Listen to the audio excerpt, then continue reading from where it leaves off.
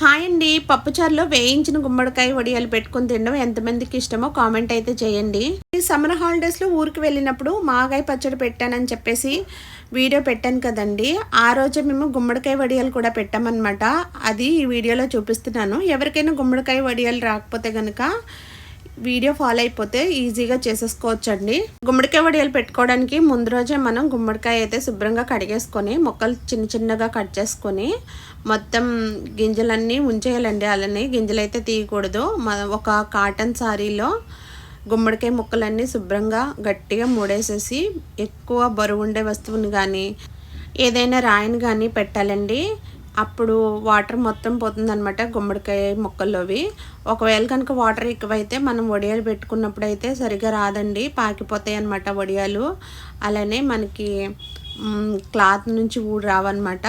దీన్ని మాత్రం ఖచ్చితంగా పాటించాలి. అలానే ముందు రోజు నైట్ అయితే మనకి గుమ్మడికాయ వడియాలు పెట్టుకోవడానికి మనం మినపప్పు కూడా కలుపుతాం కాబట్టి అది కూడా బాగా నానబెట్టుకోవాలండి. మేము ఇక్కడ సగ్గుబియ్యం కూడా వేసామన్నమాట. అంటే వడియాలు గుల్లగా వస్తాయి.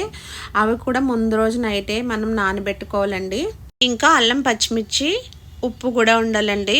ఇవే కావాల్సిన ఐటమ్స్ అనమాట గుమ్మడికాయ వడియాలకి. ఇక్కడ క్వాంటిటీస్ ఏంటంటే మనకి నేను ఇక్కడ 450 రూపీస్ అయిందండి గుమ్మడికాయ. ఒక 4 కేజెస్ అయితే ఉంటుందన్నమాట. దానికి మేము ఒక 30 కేజీ మినపప్పు వేసాము.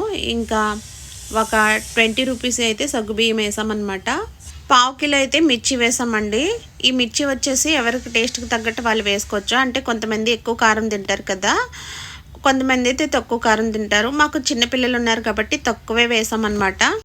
మనం నైట్ నానబెట్టుకున్న మినపప్పు మార్నింగ్కి నానిపోయి ఉంటుంది. మార్నింగే మనం శుభ్రంగా గ్రైండర్లో వేసుకోవాలి. మేము ఇక్కడైతే రుబ్బురోట్లో రుబ్బిందండి మా ఆడపడుచు. ఎందుకంటే మాకు ఆ రోజు కరెంట్ పోయిందనమాట. ఇంకా లేట్ అయిపోతుంది, ఎండిపోతుంది కదా అని చెప్పేసి వడియాలు ఆరవేమో అనేసి రుబ్బురోట్లో అయితే రుబ్బేశారనమాట ఆవిడ. తర్వాత మనం నైట్ గుడ్డను కట్టుకుంటాం కదా, గుమ్మడికాయ ముక్కలు వాటర్ అంతా బయటకు వచ్చేసి ఉంటుంది. అవి కొద్దిగా పొడిగా కూడా అవుతాయి అన్నమాట. అవి మినపప్పులో కలిపేసుకొని నెక్స్ట్ అయితే సగ్గుబియ్యం కూడా కలుపుకోవాలండి. తర్వాత మిర్చి అయితే శుభ్రంగా మిక్సీ పట్టుకొని కచ్చబచ్చగా దానిలో సరిపడినంత ఉప్పు అయితే వేసేసుకొని మొత్తం కలిపేసుకోవాలన్నమాట. ఇలా కలిపిన మొత్తం పిండిని ఏం చేస్తామంటే చక్కగా కాటన్ చీరలో బాగా ఎండ తగిలే చోట్ల ఆరబెట్టుకోవాలండి. తర్వాత బాగా ఎండిపోయిన తర్వాత వాటికి అవే చీర నుంచి అయితే ఊడిపోతాయి అనమాట. నేను ఇక్కడ వీడియోలో చూపిస్తున్నాను కదా, నాకైతే ఇలా వచ్చాయండి. చక్కగా ఎండిపోయినాయి అనమాట. చాలా టేస్టీగా కూడా ఉన్నాయి. వీడియో నచ్చితే లైక్ ఇచ్చి సబ్స్క్రైబ్ చేసేయండి. బాయ్ అండి.